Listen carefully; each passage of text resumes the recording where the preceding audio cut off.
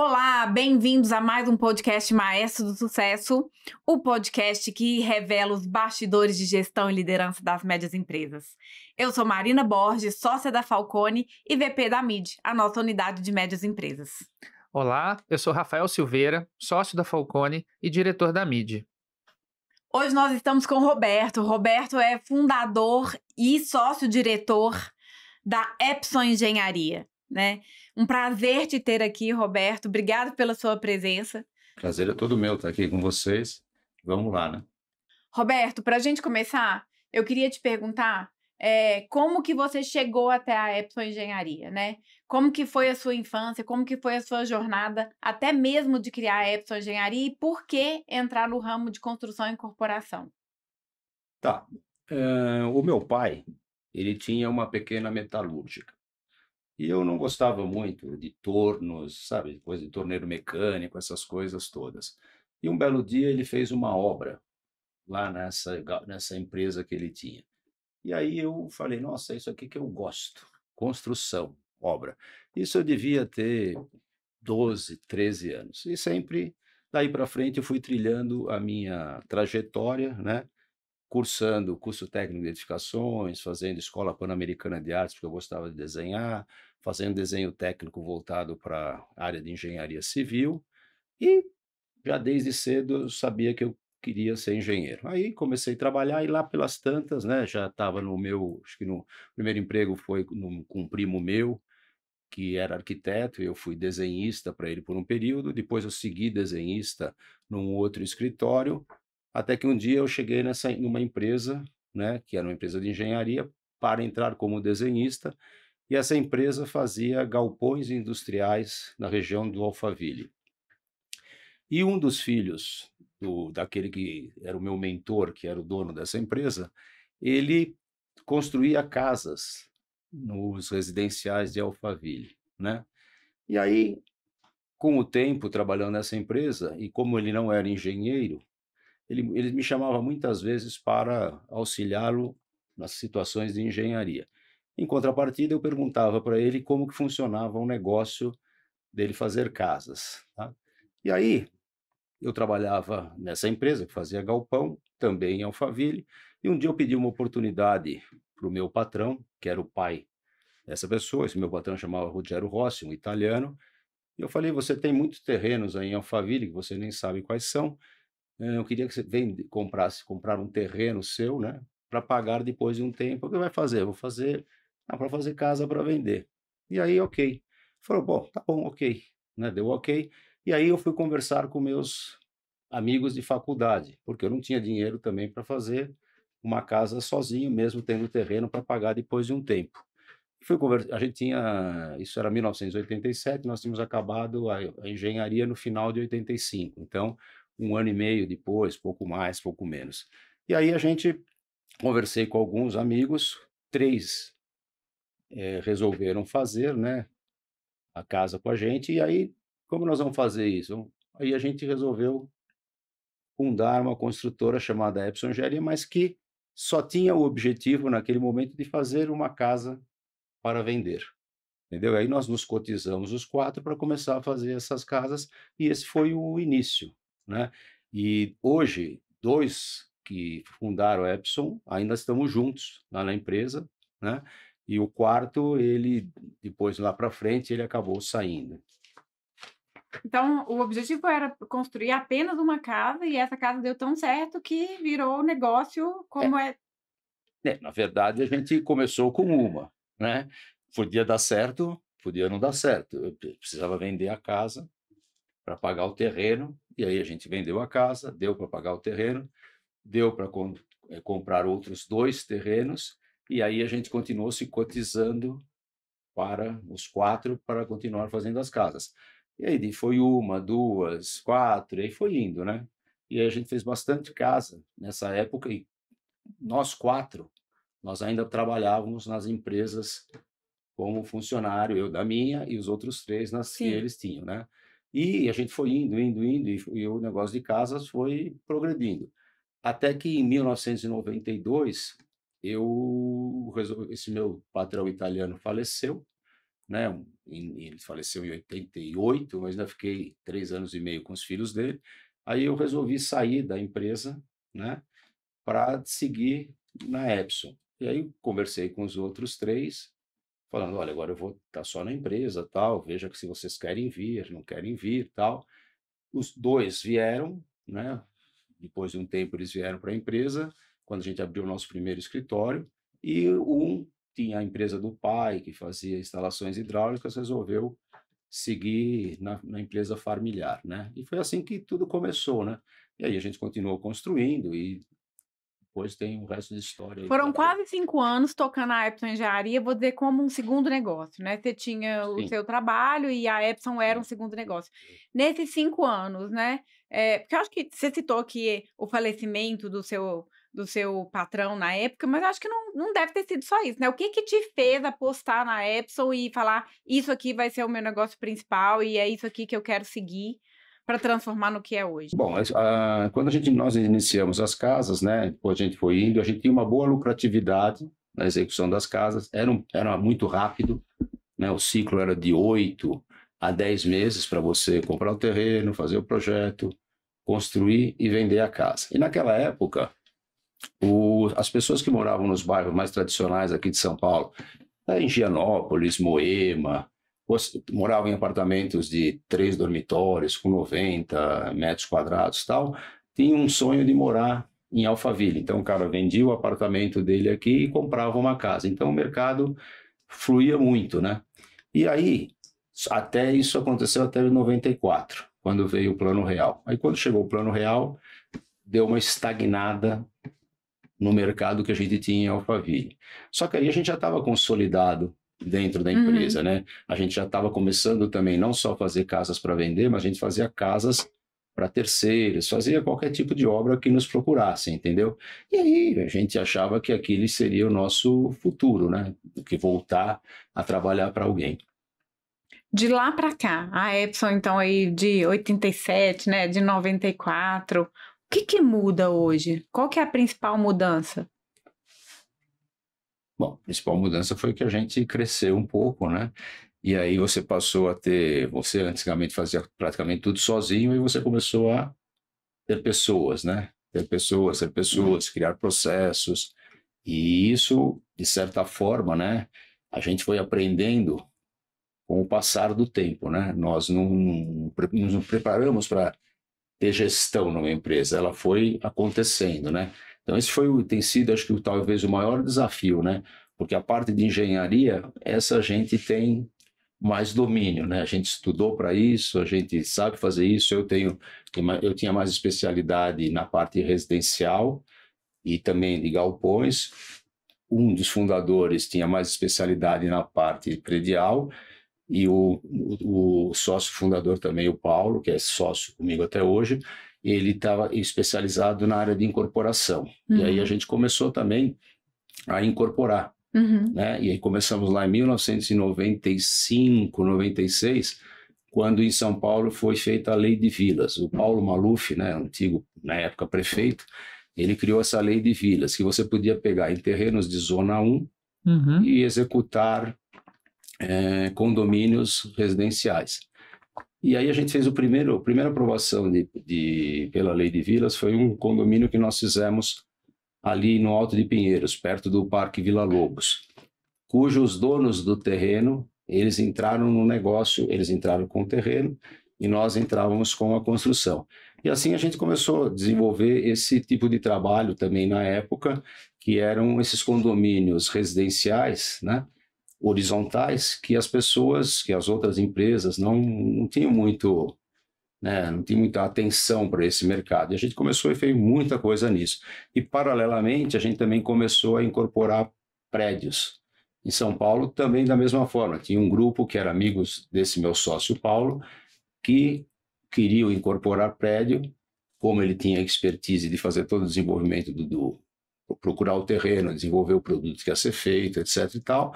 E aí a gente entrava também com a construção. Nós nos tornamos sócio dessa família nesse negócio e também levamos essa parte de desenvolvimento imobiliário com eles até o ano 2000. Tá? E aí depois a gente foi seguindo, né?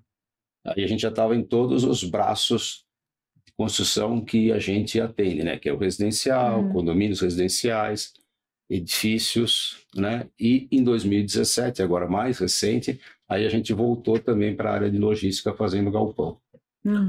E, Roberto, nessa jornada, né? Você até fala ali um pouco de desafio que foi de gente, de pessoas que começa, antes era uma operação menor e ela foi ganhando a sua musculatura com o passar dos tempos, né?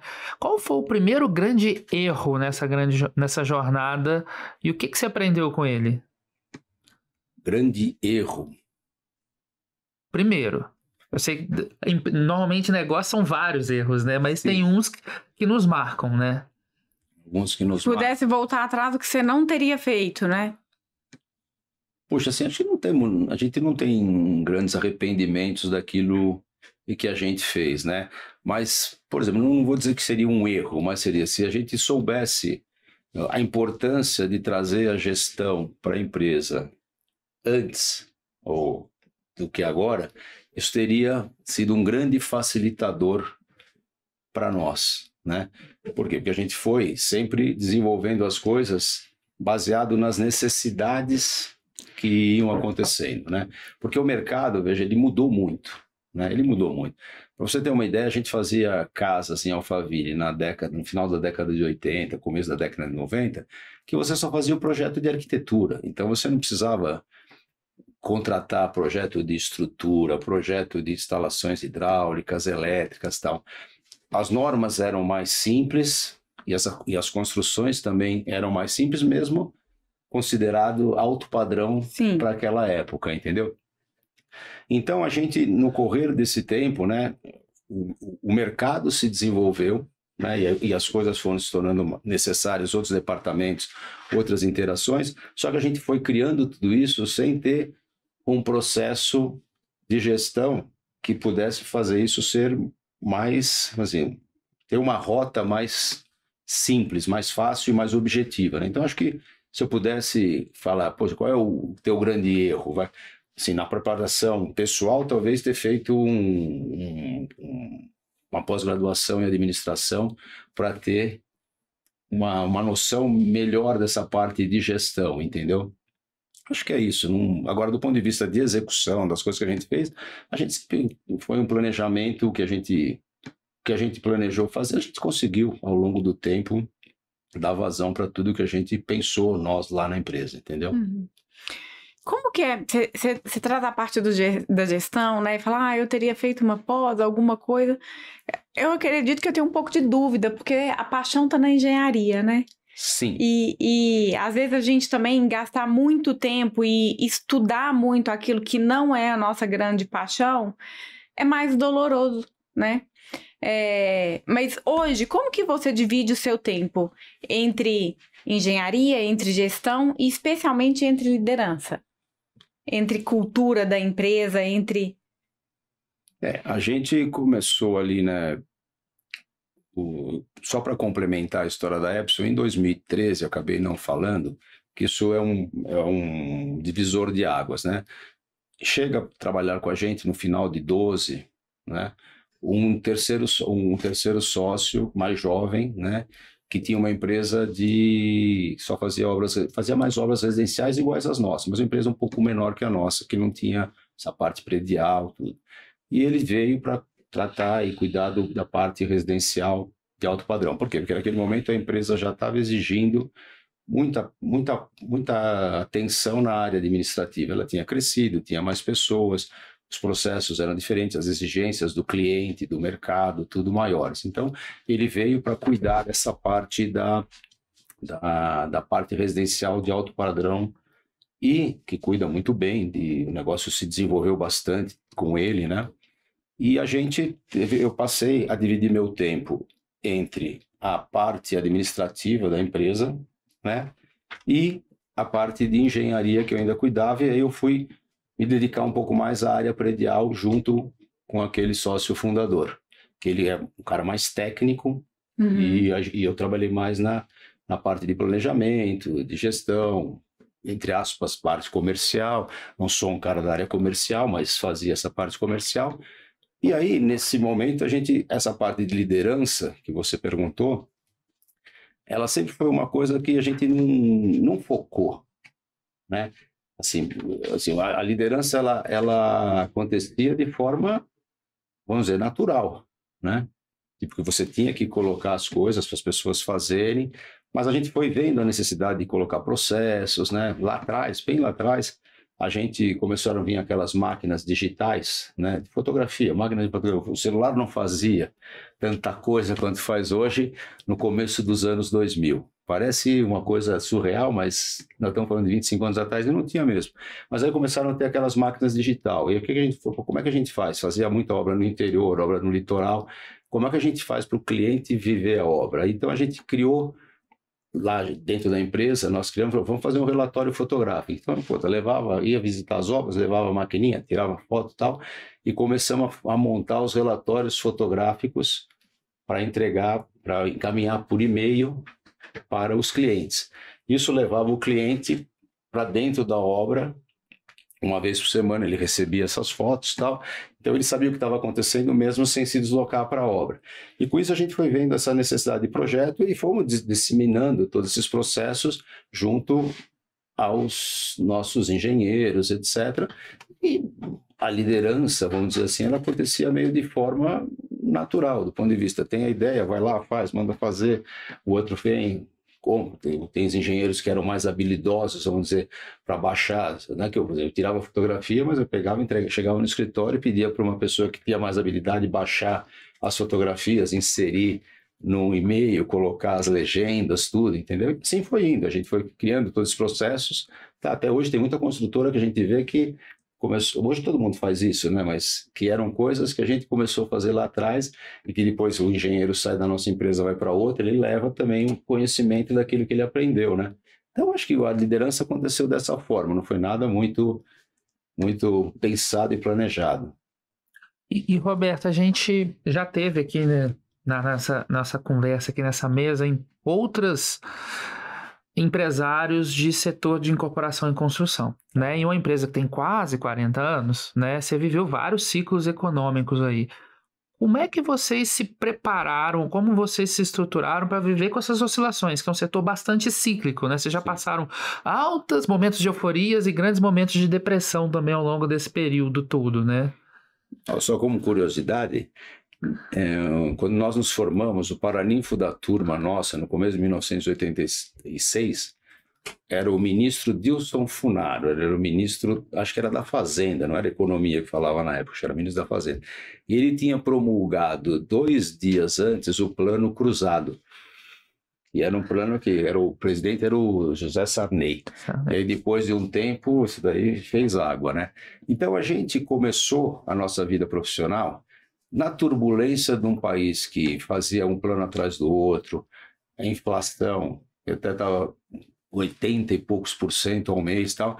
Então, a gente começou a empresa, nós começamos já em meio à turbulência. Vocês já começaram no cenário hostil, né? Já era o cenário hostil, inflação, moeda, tanto é que na época a moeda que a gente vendia as casas era dolarizado, porque não existia uma moeda, né? Não existia moeda. Hoje vale, amanhã já não vale mais, depois amanhã vale menos ainda.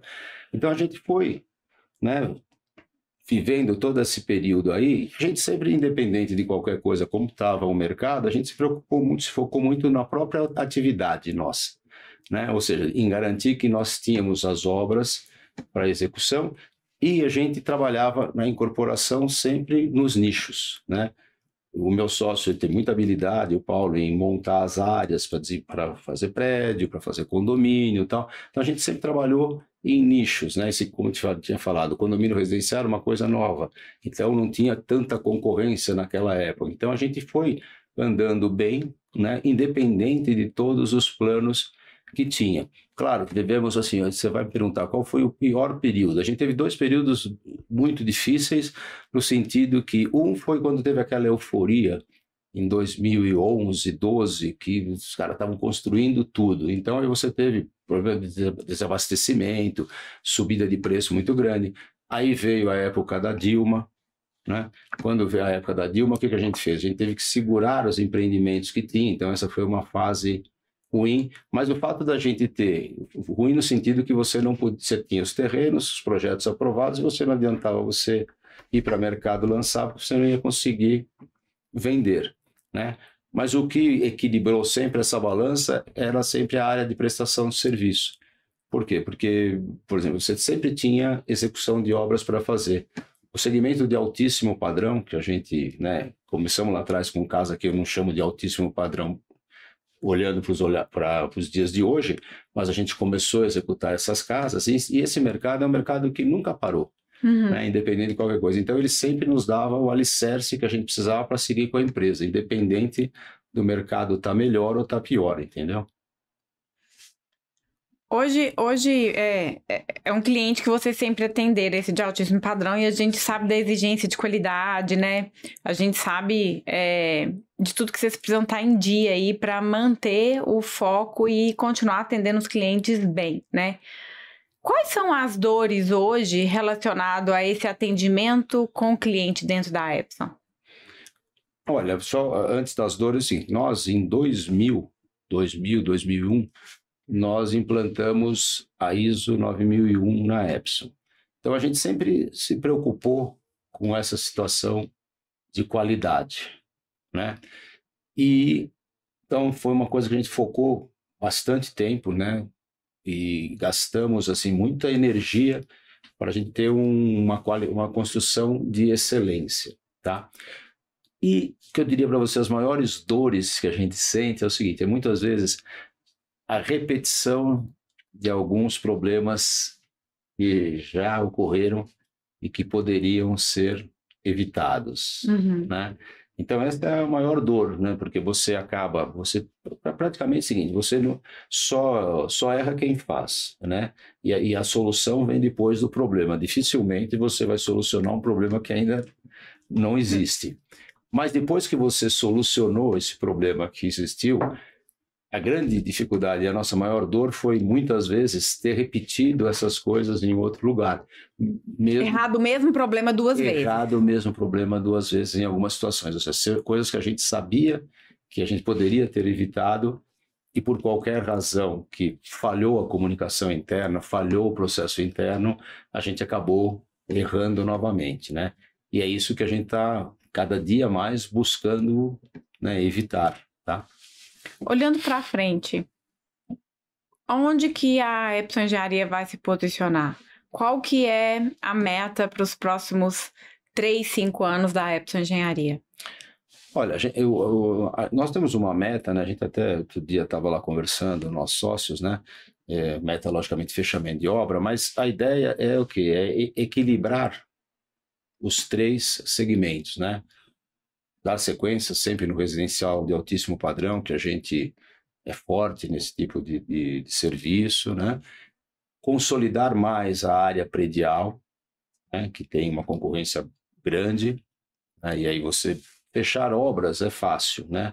Se você só focar em fechar obras, mas você tem que fechar obras que gerem resultado. Se você fechar uma obra que não gera resultado... Melhor não fechar, né? Exatamente, né? Então, você falou tudo. E também consolidar ou avançar nessa área de galpões industriais, né?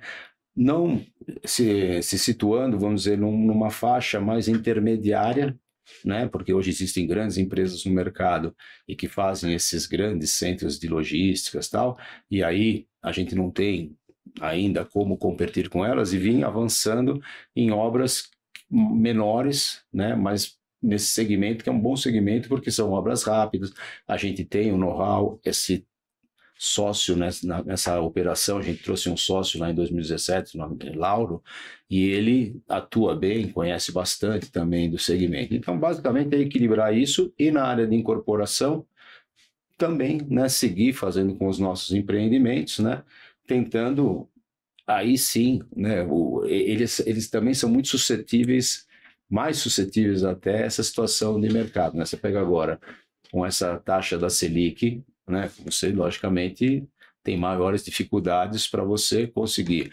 acessar recursos de plano empresário para você poder executar a obra, porque esse cliente que vai comprar o apartamento, ele precisa de um financiamento, também fica mais restritivo o crédito para essa pessoa, porque hoje, com esses juros, ele precisa ter uma renda familiar maior, então isso atrapalha bastante, né? O Brasil é isso, né? Uma hora, quando tinha lá os juros a 2%, agora estamos a 15%, quer dizer, é um universo entre um e outro, né? Então, o desafio é o equilíbrio, sabe? Por quê? Tem horas, claro, que um setor, manter os 4 setores atuando e saber que tem horas que um setor vai estar um pouquinho melhor, outro um pouquinho mais para baixo, porque faz parte. Mas se a gente conseguir uma constância nos 4, a gente mantém a empresa com tranquilidade, sem sustos. Me conta um pouco da governança da Epson, porque vocês não são uma empresa familiar, mas eu vou dizer que é quase familiar, né? Porque 40 anos juntos é muito tempo, né? Como que vocês conseguiram estruturar a governança, né, ao longo desses quase 40 anos, para que essa sociedade, né, seja sólida até hoje, que vocês consigam colocar novos sócios para dentro do negócio? O que são as principais dores, assim, de governança, de sociedade que vocês passaram ao longo desse tempo?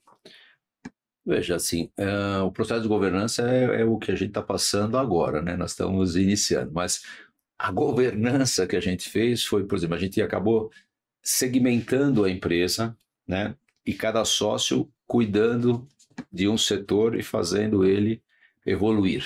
Cada um com seu pedaço, com autonomia e responsabilidade. Exatamente, cada um com seu pedaço e tocando e fazendo a coisa caminhar, né? Isso, de certa forma, nos trouxe até aqui, certo? Mas aí a gente percebeu que a maior dor era essa, né?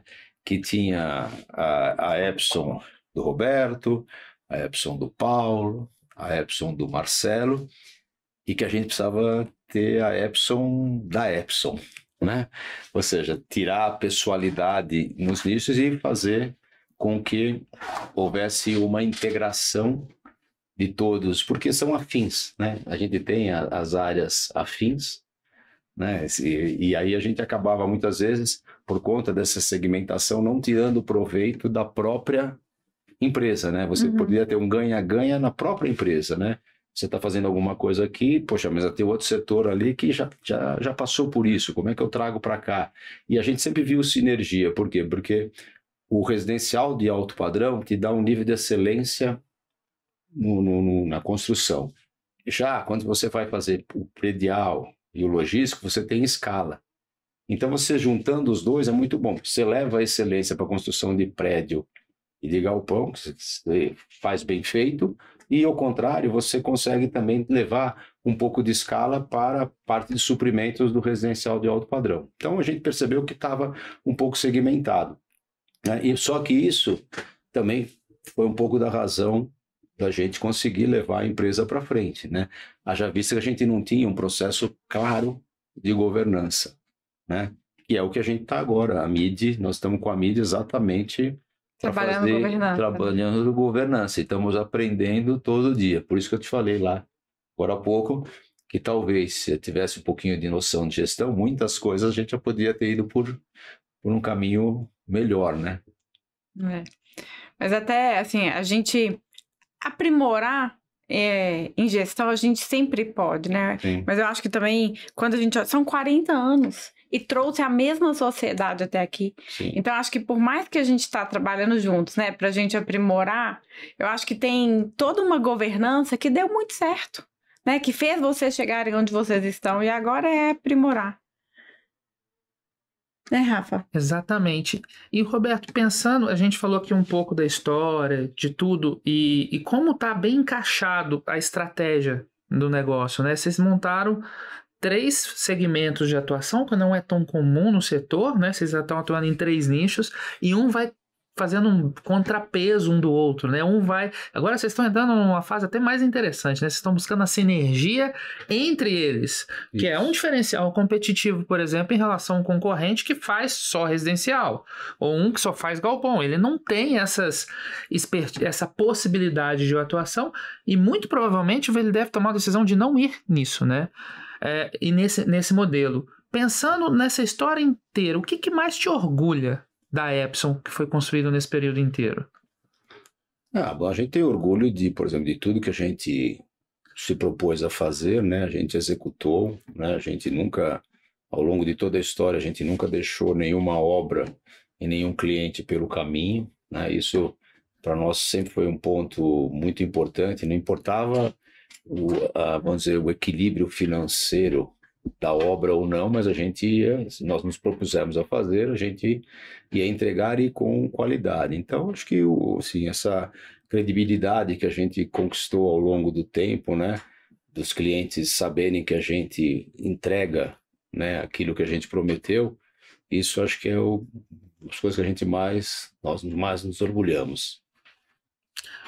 E no fundo isso é um atributo, né, que é muito forte, né, principalmente pensando num setor que é bastante pulverizado hoje em dia, né, então assim, você ter a certeza de que o que você contratou vai ser entregue é um atributo que foi construído não por uma entrega, né, mas por várias entregas ao longo de 40 anos, né. Comentei lá em 1987, 88 em Alphaville e passamos por muitas residências, muitos condomínios, muitos prédios, alguns galpões, porque é uma atividade mais recente, né? E o desejo é que a gente fortaleça tudo isso, continue, né, com o propósito da empresa, né, de construir bem, atender bem seus clientes, entregar aquilo que promete, né? E que a gente seja reconhecido como construtores e incorporadores sérios, né? E que efetivamente entregam aquilo que foi combinado. Eu queria voltar aqui ao assunto. Você falou um pouquinho de liderança, né, Marina? A liderança foi acontecendo, a gente nunca parou para talvez estudar sobre assuntos de liderança, a gente sempre foi instruindo, né? Mas eu queria falar um pouquinho de cultura, né? O que define hoje a cultura da Epson? Como que é a cultura hoje lá dentro? E o que né, o colaborador da Epson quer ficar lá hoje por causa de quê? Marina, deixa eu só me complementar você e se puder fazer o link das 3 Epsons que coexistiam, né, que vocês chegaram no diagnóstico que a gente tinha 3 empresas, como é que a cultura permeia essa discussão? Veja, eu acho o seguinte, a gente sempre foi uma empresa que planejou todos os passos que a gente deu. Uhum. Né? As coisas aconteceram, mas elas aconteceram sempre planejadas, né? Nunca foi, não, vamos mergulhar de cabeça nisso aqui e a gente vai ver que vai dar lá no final. Então, eu acho que isso, com as pessoas que trabalham conosco, né? Uma cultura que permeou sempre que sempre é uma coisa, as pessoas trabalham e têm uma segurança. A empresa gera uma segurança para todo mundo que está lá. Entendeu? Eu acho que essa foi a grande cultura, ou seja, é uma empresa que cuidava nesse aspecto, né, das pessoas que trabalham conosco, entendeu? Ou seja, nós nunca passamos por nenhuma crise na empresa, sabe? Aquela crise que você fala, nossa, as pessoas, o que vai acontecer amanhã? As pessoas que estão dentro da empresa, entendeu? Então, eu acho que essa segurança sempre foi uma coisa que o meu sócio Paulo, o Marcelo, que entra depois, mas está lá, já faz parte da história e tal, e construímos, que eu acho que isso é um pilar importante, entendeu? Então, acho que isso, independente da gente não ter ainda aquela integração, todas essas coisas, mas isso é o que fazia as pessoas permanecerem, entendeu? Estarem lá com a gente. Porque tem a segurança que, independente dos segmentos atuarem, muitas vezes até de forma distintas, né? Mas que no todo tem uma segurança e tem um objetivo comum, entendeu? Os atributos, talvez, né? Acho que é super legal ver você falando da segurança, né, que você dá aí pro time, pros colaboradores. Mas ao longo desse tempo todo da Epson, a gente sabe que os atributos também que você buscava em um profissional mudaram ao longo do tempo, Sim. né? A gente vê aí, vocês passaram aí por muitas transformações, muita inovação que aconteceu nesses 40 anos, né? Como é que como vocês lidam com isso, né? Nessa mudança aí de habilidades, de atributos que você busca nos profissionais? Vocês fazem muita capacitação? Ou, Marina, realmente a gente teve aí, né, um novo time que entrou nos últimos anos? Olha, assim, sempre foi da característica da nossa empresa gostar de formar as pessoas, né? Então, tem muitas histórias de pessoas que chegaram lá como estagiário e se formaram engenheiros. Alguns a gente até patrocinou a universidade para eles quando eles não podiam. E eles foram se formando dentro da empresa. Alguns seguem lá, outros tiveram outro caminho. Então a gente sempre, não sei se isso é bom ou não, né? Mas a gente sempre privilegiou formar as pessoas lá dentro. As pessoas lá dentro, né? A grande maioria é isso. Então a gente tem muitas pessoas que têm muitos anos de empresa, foram formadas, entendeu? Lá dentro e foram absorvendo a nossa cultura de trabalho.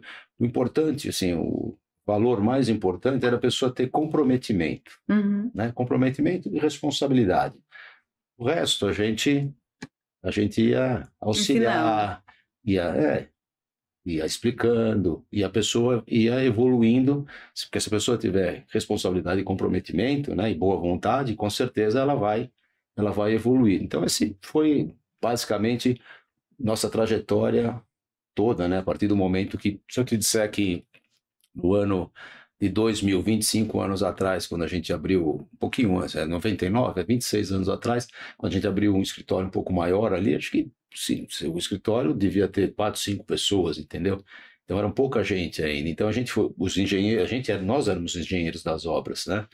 Entendeu? Então a gente foi trazendo os engenheiros e muitos jovens, né? E aí a gente foi formando. Então acho que sempre foi essa vertente. Então a gente não tem essa troca muito abrupta, como você me perguntou, né? Você trouxe um time todo novo, não.